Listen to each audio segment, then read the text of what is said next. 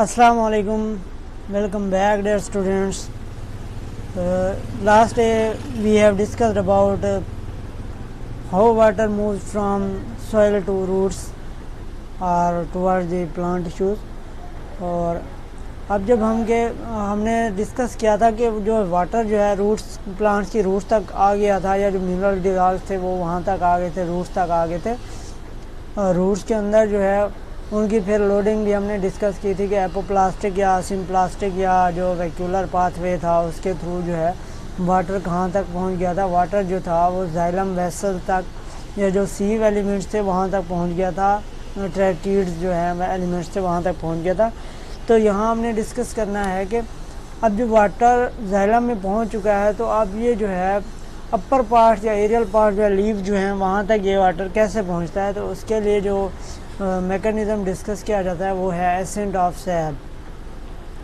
तो आज हमने एसेंट ऑफ सैप को डिस्कस करना है। तो फर्स्ट ऑफ ऑल तो ये है कि हमने इसकी वर्ल्ड मीनिंग डिस्कस करना है कि एसेंट ऑफ सैप होता क्या है। एसेंट मीन्स मतलब चढ़ना, कोई चीज़ मतलब किसी चीज़ का चढ़ना या राइज होना। एसेंट जैसे एसेंड और डिसेंड का कंसेप्ट है, असेंड मीन किसी चीज़ का ऊपर जाना और डिसेंड मीन किसी चीज़ का नीचे जाना। तो इसी तरह यहाँ पे असेंड का जो मतलब है ये वही है, मीन किसी चीज़ का ऊपर की तरफ मूव करना या किसी चीज़ का अपवर्ड मूव करना। तो उसे क्या कहते हैं, एसेंट कहते हैं। एसेंट किसी चीज़ का अपवर्ड मूव करना। और सैप मीन यहाँ पे सैप जो है ये डिज़ॉल्व्ड आयंस और वाटर के लिए यूज़ किया जाता है, क्योंकि जो है जो हमारे प्लांट्स हैं वो क्या है, मटेरियल जो रॉ मटेरियल है वो दो तरह से ले रहे होते हैं। या तो वो सॉइल से लेते हैं, जो उसकी मिनरल्स हो गए या वाटर हो गई वो क्या है सॉइल के थ्रू, रूट्स के थ्रू एब्जॉर्ब करते हैं। जो उसकी गैसियस कंपोनेंट्स हैं वो क्या एटमॉस्फेयर के थ्रू लेते हैं, थ्रू देयर लीव्स या स्टोमेटा के थ्रू वो जो है अपनी जो है गैस एक्सचेंज करते हैं। और एक तो एटमॉस्फेयर के थ्रू कुछ चीज़ें ले रहे हैं और कुछ चीज़ें जो है वो सॉइल के थ्रू लेते हैं, रूट्स के थ्रू लेते हैं। तो रूट्स के थ्रू हमने डिस्कस किया था कि मटेरियल जो है कैसे ट्रांसपोर्ट होते हैं टुवर्ड दी वेस्कुलर एलिमेंट्स या जाइलम और फ्लोएम में कैसे मूव करते हैं। तो आज हमने डिस्कस करना है कि जाइलम तक जो मटेरियल रूट्स के थ्रू, रूट हेयर्स के थ्रू, रूट्स के सेल्स के थ्रू होते हुए जो मटेरियल जाइलम तक पहुंचा था, ये जो वाटर जाइलम तक पहुंच गया था, अब उस जाइलम से ऊपर लीव्स तक कैसे जाता है तो इसको हमने डिस्कस करना है। तो इसका जो मैकेनिज़्म है मोस्टली जो है एसेंट ऑफ सैप, इसको हम डिफाइन करते हैं कि upward movement of water and dissolve minerals. Water और डिजॉल्व मिनरल्स की जाइलम के थ्रू अपवर्ड जो मूवमेंट है इसको हम क्या कह देते हैं, एसेंट ऑफ सैप कह देते हैं। तो इस मैकेनिज़्म को हमने डिस्कस करना है। इसके लिए हमारे पास एक प्रॉपर जो थ्योरी है वो क्या है, टैक्ट थ्योरी। टैक्ट जो है ये 4 वर्ड से मिलकर बना है, TACT। ये T से मुराद है ट्रांसपरेशन पुल, A से मुराद है एडहेजन, C से मुराद है कोहेजन और T से मुराद है टेंशन। तो ये जो 4 जो प्रोसेसेस हैं इसी से मिलकर बना है टैक्ट थ्योरी। ये जो है मटीरियल्स को जाइलम या जो है वो जाइलम एलिमेंट जो है उनके थ्रू लीव्स तक पहुंचाने के लिए जो एक प्रोसेस है सारा एसेंट ऑफ सैप का, वो इसी 4 प्रोसेस के थ्रू होके गुजरता है। तो इसलिए हम इसको क्या कह देते हैं, टैक्ट थ्योरी कह देते हैं अपनी अंडरस्टैंडिंग के लिए। तो ट्रांसपायरेशन का जो ये प्रोसेस है इसको हमने बाद में इस डायग्राम के थ्रू डिस्कस करेंगे। फ़िलहाल हमने डिस्कस करना है कि एडहेजन क्या होती है। एडहेजन होती है कि 2 मॉलिक्यूल्स के दरमियान जो आपस में कशिश की फोर्स होती है वो क्या कहलाती है, एडहेजन कहलाती है। कि 2 मॉलिक्यूल जो आपस में एडहायर करते हैं, एडहायर मीन्स आपस में चिपकना, एडहेजन आपस में उनके दरमियान जो चिपकने की सलाहियत होती है उसको एडहेजन कहते हैं। लेकिन एडहेजन में क्या होता है कि जो 2 मॉलिक्यूल्स होते हैं वो मुख्तलिफ होते हैं। मीन्स अगर एक मॉलिक्यूल हम ये कंसिडर करने वाटर मॉलिक्यूल है तो ये वाटर का नहीं होगा, ये जो जाइलम एलिमेंट्स हैं उनकी वॉल के जो एलिमेंट्स हैं उनके दरमियान ये फोर्स होती है एडहेजन की। और जब सेम मॉलिक्यूल्स के दरमियान जो कोहेसिव फोर्स है या जो चिपकने की सलाहियत है उसको हम क्या कह देते हैं, कोहेजन कह देते हैं। जैसे 2 वाटर मॉलिक्यूल्स के दरमियान जो आपस में सिमिलर मॉलिक्यूल्स के दरमियान जो फोर्स होगी, फोर्स ऑफ अटैचमेंट, उसको हम क्या कह देते हैं, कोहेजन। मतलब जो सिमिलर मॉलिक्यूल्स के दरमियान जो फोर्स है उसको क्या कह देते हैं, कोहेजन कह देते हैं। और जो डिफरेंट मॉलिक्यूल्स के दरमियान फोर्स होती है उसको क्या कह देते हैं, एडहेशन कह देते हैं। टेंशन क्या है, ये फिजिक्स के लिहाज से एक फोर्स डिफाइन की है। टेंशन ये एक फोर्स है। मीन्स अगर हमने एक धागा लिया, धागे के एक सिरे को पकड़ के हम अगर खींचते हैं तो वो सारे धागे में क्या आ जाती है, एक फोर्स, टेंशन सी फोर्स आ जाती है। अगर हम उसको रिलीज़ करें तो फिर क्या वो मूवमेंट करना शुरू कर देता है। तो इसको हम क्या कहते हैं, टेंशन की फोर्स कह देते हैं। तो ये जो चारों फोर्सेस हैं इसके थ्रू वाटर क्या करता है, मूव करता है from the below part of the plant toward the upper part. तो ये सॉइल से जो प्लांट्स के अपर पार्ट्स तक जो वाटर की मूवमेंट है ये इन 4 मैकेनिज़म्स के थ्रू होती है। तो इनको हमने मज़ीद जो है यहाँ पे डिस्कस करना है। तो यहाँ पे जो मैकेनिज़्म है कि ये दिखाया गया है कि ये जो है क्या है, ये हमारे पास क्या है, स्टेम है। ये हमारे पास क्या है, स्टेम है। और ये हमारे पास क्या है, जाइलम एलिमेंट दिखाया गया है। और ये हमारे पास जो एक गोल सा दायरा मैंने आपको शो किया हुआ है, ये क्या है, हमारे पास एक वाटर मॉलिक्यूल है। तो ये जो वाटर मॉलिक्यूल्स हैं ये ऐसे ही ये मैंने दिखाया हुआ है जो है, ये जाइलम का जो स्टैंड है ये स्टेम के थ्रू होता हुआ लीव के अंदर चला जाता है, लीव के अंदर तक जाता है। जाइलम की जो वेसल है या स्टैंड है ये लीव के अंदर तक जा रहा है। तो ये क्या करता है, वाटर मॉलिक्यूल जो है ये एक स्ट्रिंग की फॉर्म में या एक पूरा एक चैनल फील्ड जो होता है वाटर मॉलिक्यूल्स का, ये आपस में अटैच्ड होते हैं। क्यों अटैच्ड होते हैं कि ये जो कोहेसिव फोर्सेस हैं वाटर मॉलिक्यूल्स के आपस में, ये जो एक मॉलिक्यूल है दूसरे के साथ, तीसरे के साथ, चौथे के साथ आपस में हाइड्रोजन बॉन्डिंग के थ्रू, ये कोहेजन की फोर्सेस के थ्रू क्या है, अटैच्ड है। कोहेसिव फोर्सेस कौन सी हैं, जो वाटर मॉलिक्यूल्स के दरमियान जो हाइड्रोजन बॉन्डिंग की फोर्स है उसे क्या कहते हैं, कोहेसिव फोर्स कहते हैं। इसके थ्रू वाटर क्या है, वाटर जो है एक चेन लाइक जो है एक चेन बना देता है इसके अंदर, जाइलम के अंदर। और अगर एक वाटर मॉलिक्यूल मूव करेगा तो उसके पीछे जो है ये एक पूरी चेन की फॉर्म में जो है वाटर क्या है मूव करता जाएगा और ऊपर की तरफ जो है लीव की तरफ जाएगा। और दूसरा जो प्रोसेस हमारे पास वो क्या है, एडहेशन का प्रोसेस। इसमें क्या होता है कि ये जो वाटर मॉलिक्यूल है, ये जो जाइलम की लेयर्स हैं इसमें क्या होते हैं कि सेलुलोज के मॉलिक्यूल प्रेजेंट होते हैं। ये कंसिडर कर लें, यहाँ पे ये एक सेलुलोज मॉलिक्यूल है, ये जो है सेलुलोज के मॉलिक्यूल्स हैं और ये जो है ये हमारे पास क्या है, वाटर के मॉलिक्यूल्स हैं। तो इन दोनों के दरमियान जो आपस में एक फ़ोर्स है इसको हम क्या कहते हैं, एडहेशन की फ़ोर्स कहते हैं। इसके थ्रू ये क्या करते हैं, ये मूव करते जाते हैं toward the upper parts of the plants. तो ये हमारे पास कोहेजन और एडहेशन का कंसेप्ट था। नेक्स्ट हमारे पास क्या है कि ट्रांसपायरेशन जो है, ट्रांसपायरेशन क्या होती है, ट्रांसपायरेशन है removal of water in the form of gas, कि वाटर का गैसियस फॉर्म में लीव से एवापोरेट करने का जो प्रोसेस है उसको हम क्या कह देते हैं, ट्रांसपायरेशन कहते हैं। कि aerial parts of the plants जो है लीव है उसके थ्रू जो है वाटर वेपर्स का मूव करना, गैस की फॉर्म में या वेपर्स की फॉर्म में वाटर का जो है एरियल पार्ट्स के थ्रू मूव करने को हम क्या कह देते हैं, इसको हम कह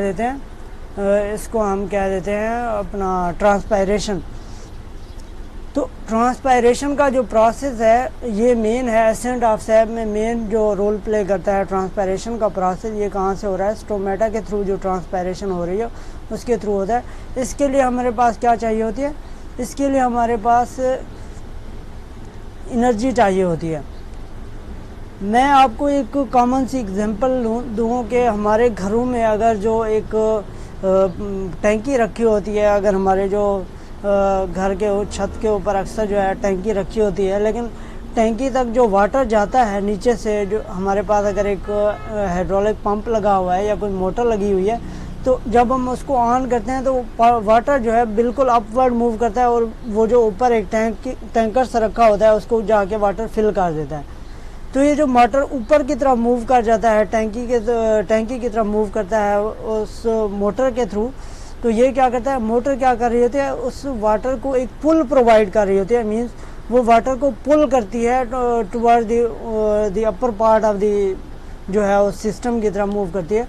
तो इसी तरह ये जो जाइलम है इसके अंदर भी कोई मैकेनिज़्म है जो इसको पुल कर रहा है टुवर्ड द अपर पार्ट्स। तो ये मैकेनिज़्म क्या है हमारे पास, ये जो चारों टैक्ट थ्योरी के जो बेसिक ये पार्ट्स हैं ये इसको क्या करते हैं, वो पुल प्रोवाइड कर रहे होते हैं या वो एनर्जी प्रोवाइड कर रहे होते हैं। तो ट्रांसपायरेशन का जो प्रोसेस है ये कैसे, ये जो हमारे पास लीव है इसके अंदर ये हमारे पास क्या है, वेस्कुलर स्ट्रैंड गया हुआ है, और ये हमारे पास क्या है, मेसोफिल सेल्स पड़े हुए हैं, और ये हमारे पास क्या है, स्टोमेटा दिखाया गया है। स्टोमेटा के ये गार्ड सेल्स हैं। आपको पता है कि ड्यूरिंग द डे टाइम क्या होता है, स्टोमेटा ओपन होते हैं। स्टोमेटा ओपन होंगे तो ये क्या होती है, सनलाइट जो है, सनलाइट आएगी, और सनलाइट से क्या होगा कि ये जो मेसोफिल सेल्स हैं इनके अंदर क्या था, ये वाटर के मॉलिक्यूल्स प्रेजेंट हैं। जैसे ही सनलाइट आई, सनलाइट ने क्या प्रोवाइड किया, इसे एनर्जी प्रोवाइड करेगी, या इसे टेम्परेचर करेगी, या इसे हीट अप करेगी इससे मेसोफिल सेल्स को। तो वाटर जो है ये मेसोफिल सेल से क्या करेगा, एवोपरेट करेगा। एवोपरेट करके यहाँ से इनसे बाहर निकल आएगा, और ये जो एयर स्पेसेस प्रेजेंट होती हैं लीफ के अंदर, जो मेसोफिल सेल्स के दरमियान जो स्पेसेस प्रेजेंट होती हैं, वाटर इनके अंदर आ जाता है। वाटर क्या आ जाएगा, इन स्पेसेस के अंदर आ जाएगा। लेकिन आपको पता है कि वाटर जो है अब क्या है, वेपर की फॉर्म में है या गैसियस फॉर्म में, ये क्या करेगा, ये स्पेसेस के अंदर भी नहीं रहेगा, ये उधर भी इसको क्या होगी कि ये जो स्पेस है उसको काफ़ी कम महसूस होगी। तो ये कोशिश करेगा कि किसी ना किसी तरह किसी जो है नेक्स्ट जो है ओपन स्पेस में चला जाए। तो ओपन स्पेस के इसको क्या प्रोवाइड करेगा, ये जो स्टोमेटा है दिन के टाइम में ये क्या होते हैं, ओपन होते हैं। तो ये जो वाटर वेपर्स हैं ये स्टोमेटा के थ्रू बाहर आ जाते हैं। स्टोमेटा के थ्रू ये बाहर आ जाएंगे और क्या चले जाएंगे, एयर के अंदर चले जाएंगे, एटमॉस्फेयर के अंदर चले जाएंगे। तो यहाँ पे ये जो मेसोफिल सेल्स हैं ये क्या हो जाएंगे, खाली हो जाएंगे। तो ये वाली जो स्पेस है मेसोफिल सेल्स के अंदर, फिर इसको हमने क्या करना है, फिल करना है। ये क्या करेगी, टेंशन जनरेट करेगी। तो ये वाली टेंशन जो है ये वाटर मॉलिक्यूल्स को इधर की तरफ मूव करवाएगी। ये जो टेंशन की फोर्स है, क्योंकि वाटर जो थे ये अटैच्ड है एक कॉलम की फॉर्म में। ये देखें ना, ये एक वाटर का कॉलम था ना, ये कॉलम जो था मूव कर रहा था टुवर्ड द मेसोफिल। जैसे यहाँ पे स्पेस क्रिएट हुई तो ये वाला जो मॉलिक्यूल था ये क्या करेगा, मूव करेगा और इस मेसोफिल सेल में आ जाएगा। अब ये जो मॉलिक्यूल है ये बिल्कुल अलहदा तो नहीं पड़ा हुआ था ना, ये मॉलिक्यूल इधर से दूसरे मॉलिक्यूल्स के साथ कोहेसिव फोर्सेस के साथ क्या था, अटैच्ड था। जैसे ये मॉलिक्यूल इधर मूव करेगा तो ये जो इसके साथ अटैच्ड मॉलिक्यूल हैं ये भी ऑटोमेटिकली क्या करेंगे, मूव करेंगे इधर मेसोफिल सेल में, और मेसोफिल सेल से फिर बाहर ये ऐसे यहाँ पे स्पेसेस में, और फिर बाहर ये एक ऐसे जो है, ये एक पूरा जो है ये पुल जो है ये मूव करेगा। तो इस तरह जो वाटर है वो सॉइल से मूव करेगा जाइलम में, जाइलम से मूव करेगा टुवर्ड द लीफ, और लीफ से क्या करेगा मेसोफिल सेल्स में, मेसोफिल सेल से फिर स्टोमेटा, और स्टोमेटा के थ्रू एटमॉस्फेयर में। तो ये एक कंटिन्यूस जो है पुल की तरह का एक मैकेनिज्म है जो स्टार्ट हो जाएगा, और इस तरह से क्या है ये जो है ट्रांसपायरेशन जो है ये क्या करेगी, एनर्जी प्रोवाइड करेगी। लेकिन इस सारे प्रोसेस के लिए एनर्जी की रिक्वायरमेंट चाहिए, और ये एनर्जी कहाँ से आएगी हमारे पास, ये सनलाइट जो है, सनलाइट ये एनर्जी प्रोवाइड करेगी। अगर नाइट के टाइम क्या होता है कि स्टोमेटा जो है क्लोज होते हैं और सनलाइट नहीं होती, तो ये क्या होता है, ट्रांसपायरेशन का प्रोसेस जो है नाइट टाइम के जो है स्टॉप हो जाता है, और जो रिमेनिंग जो हमारे पास जो एसेंट ऑफ सैप का मैकेनिज़्म है वो फिर जो दूसरे मैकेनिज़म्स हैं स्मॉलर मैकेनिज़्म, जैसे रूट प्रेशर हो गया जो हमने पिछले लेक्चर में थोड़ा सा डिस्कस किया है, उसके थ्रू होगा, या जो हमारे पास जो पहले प्रोसेस होता था इम्बाइबिशन का, इम्बाइबिशन क्या है, वो भी एक एडिशन की तरह की, एड्जॉर्प्शन की तरह का एक मैकेनिज़्म है कि वाटर मॉलिक्यूल जो है यहाँ पे स्टेम के साथ एड्जॉर्ब करते हुए ऊपर की तरफ मूव करते हैं। तो इम्बाइबिशन के थ्रू मूव करेंगे, या जो रूट प्रेशर जो है वो लिटिल बिट मॉलिक्यूल्स को मूव करवाएगा। लेकिन जो मोस्टली वाटर मूव करता है वो दिन के वक्त मूव करता है, और through this transpiration pull move करता है। तो ये जो ट्रांसपायरेशन पुल है ये बेसिक जो है मैकेनिज़्म है वाटर की movement from the soil toward the upper part या एरियल पार्ट जो है मूव करता है। ये जो है ट्रांसपायरेशन पुल जो है वो उसको क्या करती है, एक मैकेनिज़्म प्रोवाइड करती है या एक रास्ता प्रोवाइड करती है जिसके थ्रू वाटर जो है जाइलम के अंदर मूव करता है toward the upper parts of the plants. तो ये जो एसेंट ऑफ सैप है ये मोस्टली लार्जर प्लांट या ट्री स्पीशीज़ में पाया जाता है। जो स्मॉलर प्लांट्स हैं उसमें मोस्टली जो है वाटर की मूवमेंट वो होती है थ्रू रूट प्रेशर या इम्बाइबिशन के थ्रू होती है, स्मॉल स्केल पे मूवमेंट होती है। लेकिन लार्ज स्केल पे मूवमेंट के लिए ये ट्रांसपायरेशन पुल जो है वो नेसेसिटी है और ज़रूरी है। मैकेनिज़्म क्या है ट्रांसपायरेशन पुल का। तो ये एसेंट ऑफ सैप का एक कंप्लीट मैकेनिज़्म था। इसको मैंने ब्रीफली आपको बताया कि वाटर जो है कैसे मूव करता है। वाटर मॉलिक्यूल जो है आपस में अटैच होते हैं थ्रू कोहेसिव फोर्सेस। तो यहाँ पे जैसे ही मेसोफिल सेल्स के अंदर स्पेस क्रिएट होती है, क्योंकि स्टोमेटा के थ्रू वाटर क्या है बाहर की तरफ मूव करता है, और यहाँ पे जो एयर स्पेसेस हैं ये खाली हो जाती हैं। एयर स्पेसेस खाली होती हैं तो इनको फिल करने के लिए जो मेसोफिल सेल्स के अंदर जो वाटर है ये क्या करेगा, बाहर आ जाएगा इधर। जैसे ये बाहर आता है तो मेसोफिल सेल क्या है खाली हो जाते हैं, उधर स्पेस क्रिएट हो जाती है। तो उसको फिल करने के लिए ये फिर जो वेन के अंदर जो लीफ वेन के अंदर जो वेस्कुलर स्ट्रैंड के अंदर वाटर है ये क्या करेगा, मूव करेगा इन मेसोफिल सेल्स के अंदर। जैसे ये मूव करेगा तो ये वाला वाटर जो है ये अटैच है toward the other water molecules through cohesive forces. ये जैसे मैंने बताया कि ये जो वाटर मॉलिक्यूल्स के दरमियान फोर्सेज होती हैं कोहेसिव फोर्सेज इनके साथ अटैच होता है। तो ये पूरा जो चैनल है ये मूव करेगा इस तरह। तो ये जैसे ही ये चैनल मूव करेगा तो ये जो लोअर पार्ट्स है इसके थ्रू क्या करेगा, वाटर क्या है एक चैनल की फॉर्म में मूव करेगा, एक अनब्रेकेबल स्ट्रैंड की फॉर्म में या एक स्ट्रिंग की फॉर्म में वाटर जो है वाटर मॉलिक्यूल जो आपस में अटैच हैं यह मूव करेंगे, और इस तरह से यह है वाटर की मूवमेंट जो होती रहेगी।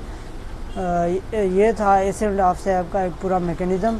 अगर आपको इसमें से कोई कन्फ्यूजन हो तो आप कमेंट सेक्शन में मेंशन करें।